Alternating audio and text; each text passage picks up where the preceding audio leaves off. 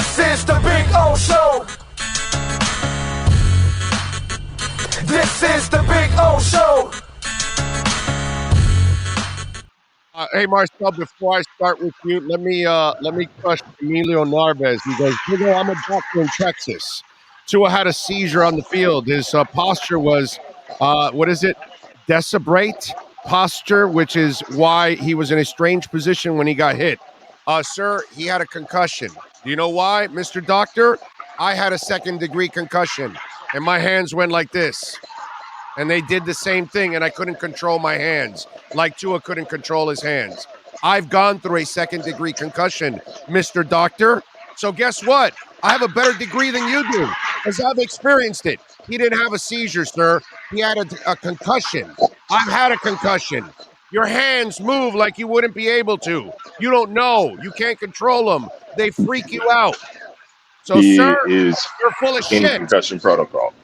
Yeah, no, it just, I love people that want to act like doctors and then they don't have the information. And you know what? I don't have the information either, but guess what? I suffered a second-degree concussion. I know exactly what your hands do. So you, sir, are full of shit. All right, Marcel, how you doing? You went through security?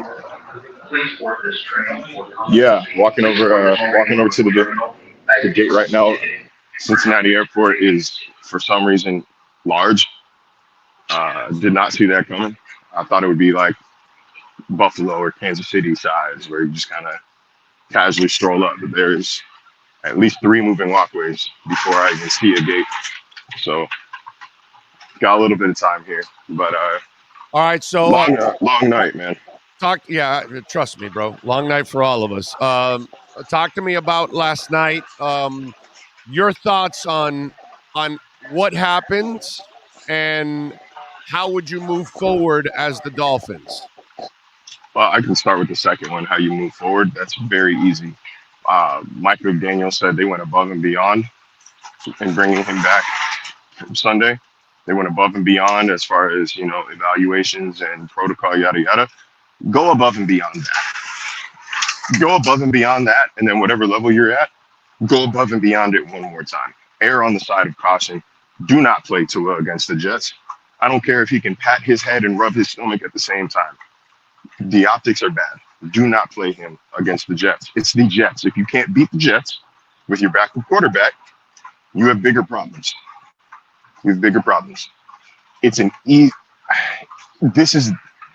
You never want to lose a guy to injury, and you definitely never want a guy to be injured like that.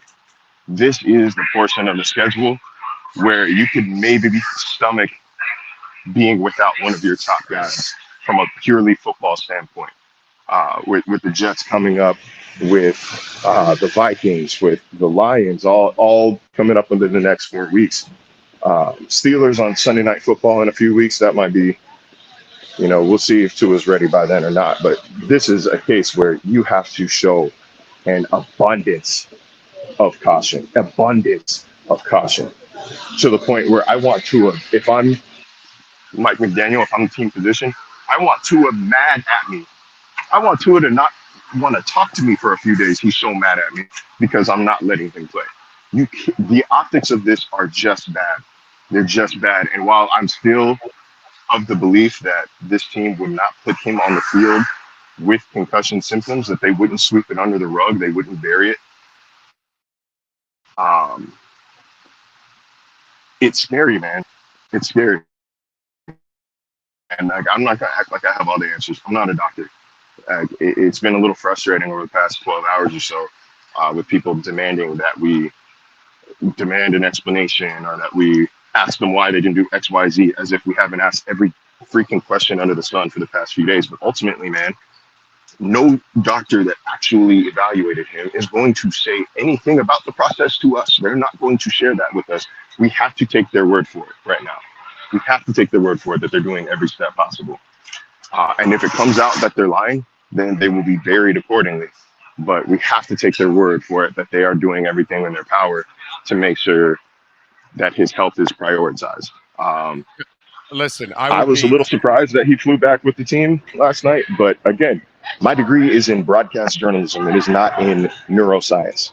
So Right. I'm not going to get on Twitter or hop on my keyboard and act like I know better than the area's only trauma one center, level one trauma center at UC, University of Cincinnati, NC. So I'm with yeah, you. that's where we're I'm at. with you, Marcel. Look, my problem with all of this is these doctors, even the independent doctor on Sunday, what's he getting paid? A few $1,000s to be there, 4, 5, 6,000. Do you think it's worth it for him or her to lie about? Oh no, yeah, he's all right. Just put him back out in the. No, dude, their license is worth a lot more. They worked their asses off to get here, and in Yeah, Cincinnati, that's a trauma center, dude. I mean, give me a damn break. And here's the other thing that people, just like Mr. Narvez, who thinks he's some kind of a doctor from afar. Um, we're all different, dude. You're too young for this, but Eric Lindros was a hockey player, and when he would get a concussion, it wasn't normal like everybody else. It would linger forever, and then there are some people that they get concussed, and and within a couple days or a week they're fine again. And these are yeah, things you cannot control because our bodies are different. And by the way, I think Tua's already proven this. Okay, because when he blew out his hip in late November, and they told you that he was going to work out in April, you're like, get the hell out of here. And what he's going to be ready to play football in September? Oh, come on. So he healed faster than you expected from a blown hip, dude. So this yeah. is something that some It's serious, people, man. Like right? Yeah, but while it's serious, we can't answer the neurological side of it because we don't have the proof. And some it's people not heal it's quicker not than one others. size fit all. It's Yeah. not one size fit all. Also, I made the mistake that I will not do for the remainder of this conversation and peeped at the comments. I don't know where Murphy is getting to hate from out of anything I just said. But if me wanting to keep this man who was just knocked out on national freaking television out for as long as possible, if that makes That's me a hater, then bro, dial me up. I'm a no, hater, dude. man. That's Make that's t-shirts. responsible. You're Make responsible, t-shirts. bro. No, That's you're a responsible. ridiculous thing. Go to my damn Twitter page. The pinned profile, the No, pinned tweet is an that's entire caring. feature That's lauding to caring his and work over the understanding. offseason. You're an idiot. You're an Yeah, idiot if you think anybody's hating on Tua for right. saying I want them to take their time with bringing him back. You are an idiot. I've No, never you're taken you're that strong of a you're stance against a considerate. single person in my life on this show, but that is the dumbest thing I've read in the comments, and I'm going to avoid them for the rest of the way. You're But good. yeah, You're man, good, brother. Don't worry about it. You're it's not considerate. one size. That's It's getting not one size fit all. It's not one size fit all. It's not yeah. like you tear an ACL, and even no injury really is, but it's not like you tear an ACL. Okay, 6 to 9 months recovery time, roughly. Oh, you tore an Achilles, 10 to 12 months recovery time, roughly. Like there's estimate. There's no estimate. Seaton No, Carter's there's been no out estimate. 3 weeks. Right. Seaton Carter's been That's out my 3 weeks. We don't know when point. he's coming back. Yeah. Right. So Right. yeah, Exactly. it's again, Everybody's you err on the side of everybody's caution. different. Yeah, man. These people are professionals, man. They must know what the hell they're doing.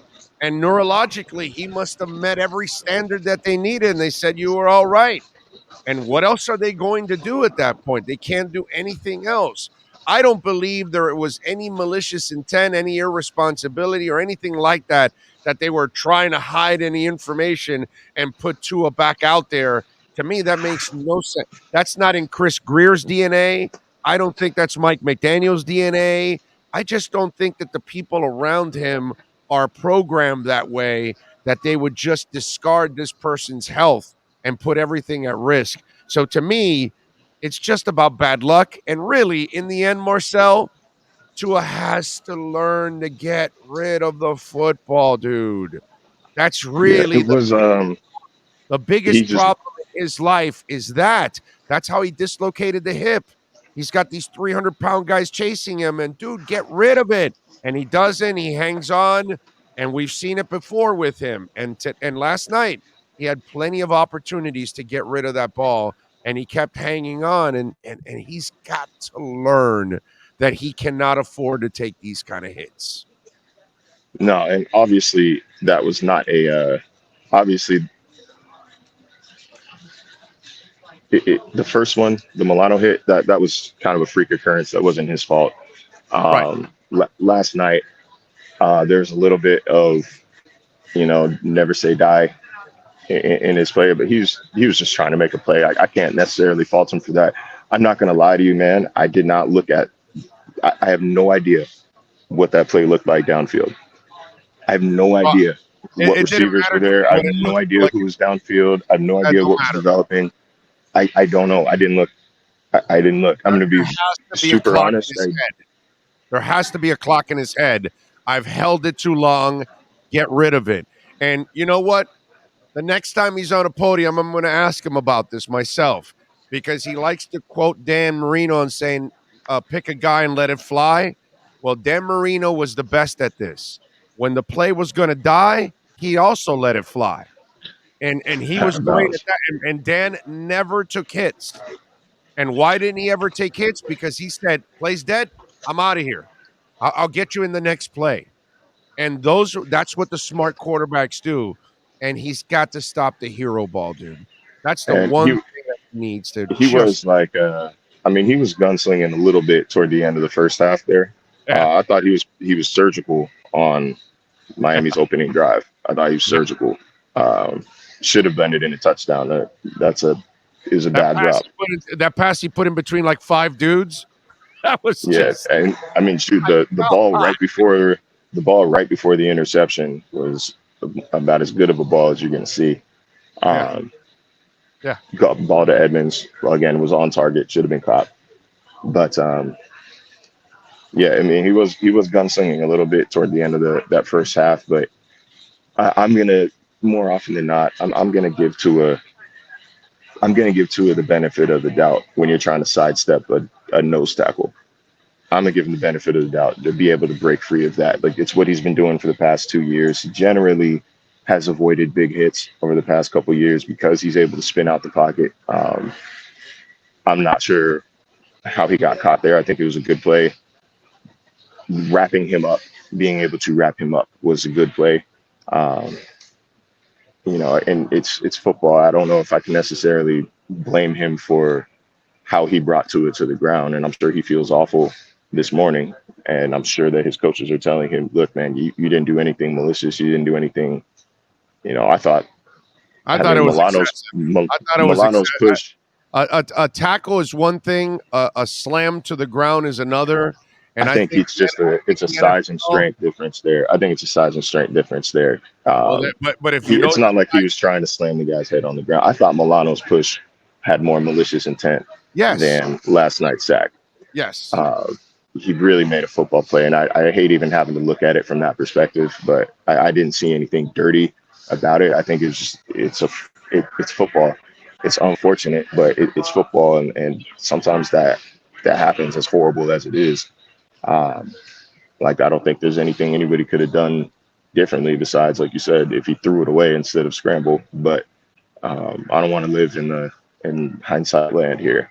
You know, uh, I don't want to live in hindsight land. It was just a really unfortunate play, and it the environment at that stadium, it was raucous all night. It was like a college game. Man, I felt like I was at a Penn State whiteout game for a little bit, but I mean, it went dead quiet, and it stayed like that. They tried to come back alive at the end of the first half, but I think everybody there was pretty shaken up. It took a little while That was to classy. get back That going. was classy by the Bengals fans cheering Tua.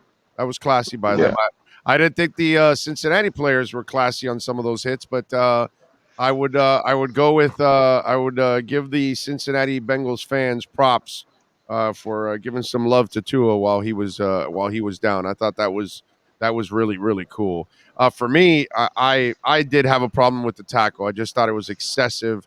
You can tackle the guy. I don't think you have to body slam the guy. If you know what you got in your arms already is controlled, there's no need to go cowboy and go body slam his ass. But then again, Josh Tuapolo was the guy filling in for DJ Reader, so I guess he needed to and impress.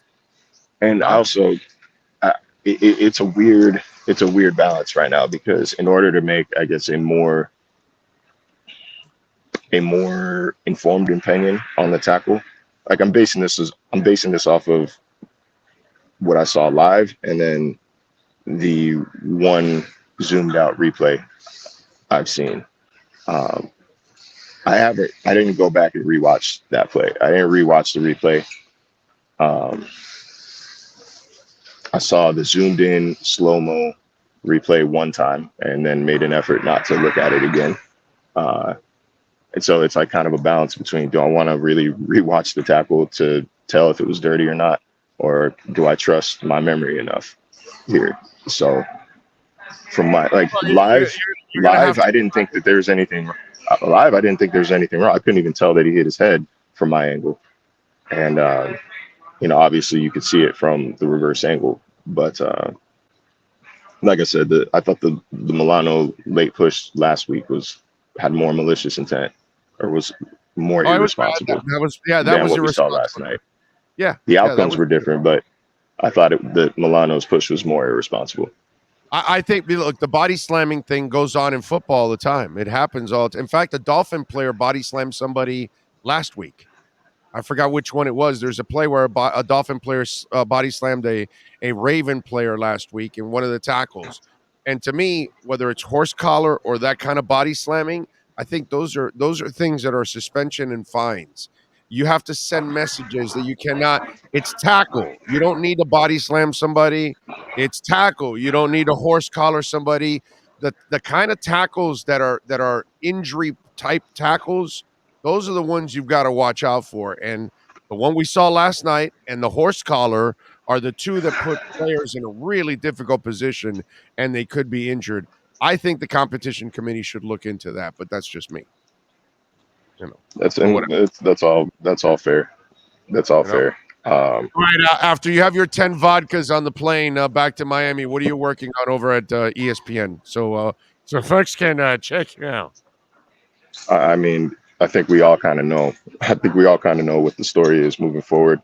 What are you investigating? We want to know. You're getting your investigative hat on. You got your. I don't know. I don't know that I'm gonna. We got a big team at ESPN, and I'm sure it's going to be a collaborative effort, whatever we do. Are you telling me from a football perspective? Are they sicking TJ Quinn on us? I think we're all still kind of figuring that out. It was a late night last night, and I think we're kind of reeling from it. Not reeling, but still kind of figuring out where we're going from here. But from a football perspective, want to take a look at how Teddy has played with receivers who loosely fit Tyreek and Jalen's profile. Off the top of my head, I don't know if he's ever had weapons like this before, but I want to see how this offense may or may not change with him at the helm. I will reiterate what I've said on the show before. He did not look particularly good in training camp. I think you've seen it. You saw it. You were at training camp. I don't think he particularly looked good. He's just a guy. He had some flashes. He had some flashes last night where it's like, okay, he can keep the ship afloat, and that deep ball to Tyreek, probably touchdown if Tyreek catches it clean. But either way, he got it there. But then there were moments where you could tell, like, okay, he needs to build chemistry with the guys he's about to play with. That the interception to Gesicki, good look, bad throw, maybe miscommunication.